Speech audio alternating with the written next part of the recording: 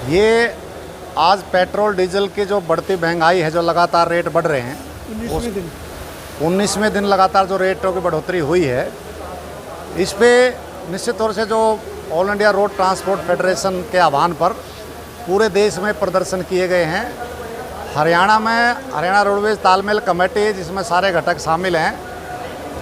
उसके आह्वान पर ये प्रदर्शन किए गए हैं। अगर हम आपको बताएं कि जो ये तेल का जो खेल चल रहा है, इस कोरोना में भी सरकार बहुत बेहतरीन तरीके से इसका फ़ायदा उठा रही है। कोरोना का भी अगर हम बात करें, अंतर्राष्ट्रीय मार्केट में एक बैरल की कीमत $42 है और एक बैरल में 159 लीटर होते हैं, और जो डॉलर की कीमत है वो 75 रुपये 80 पैसे का $1 है, यानी कि 75.80 गुणा 42 3183 रुपये का एक बैरल है। इसका मतलब यह हुआ कि अंतर्राष्ट्रीय मार्केट में जो तेल की कच्चे तेल की कीमत है वो 20 रुपये 80 पैसे है, और कच्चे तेल को रिफाइनरी में साफ़ करने की जो खर्चा जोड़ते हैं तो 5 रुपये 32 पैसे है, और जो पेट्रोल पंपों का कमीशन वगैरह जो भी कुछ है उन सब को हम जोड़ते हैं तो 28 रुपये 89 पैसे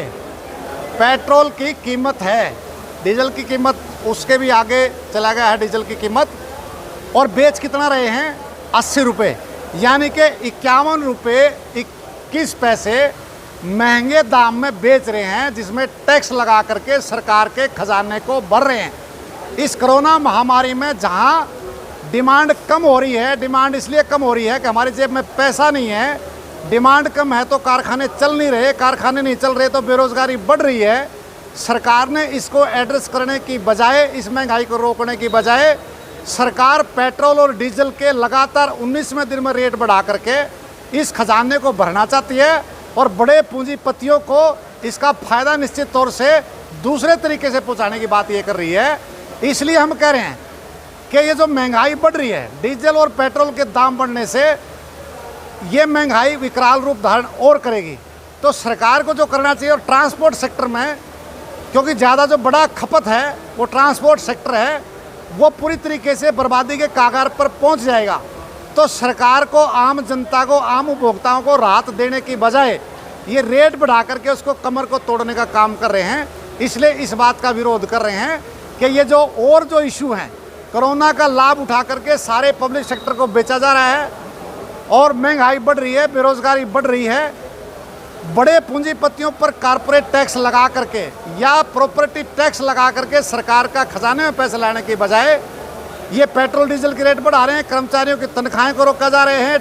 डीए को फर्ज कर दिया गया है। जो हमने सुझाव सरकार को दिए थे कि पुरानी पेंशन को बहाल करो, एनपीएस को ख़त्म करो, हज़ारों करोड़ रुपए आपके खाते में आ सकते हैं, सरकार उसको मानने को तैयार नहीं है। ठेकेदारी प्रथा बंद करो, ठेके वाले कर्मचारियों को पेरोल पर लेकर के आओ, उनकी सेवाओं को पक्का करो, उनकी तनख्वाहों को बढ़ाओ ताकि डिमांड बढ़े, मार्केट में आए। लेकिन सरकार इसको सुनने को तैयार नहीं है। इसलिए आज सब ने इस बात का फैसला किया है कि अगर पेट्रोल डीजल की कीमतें नहीं घटी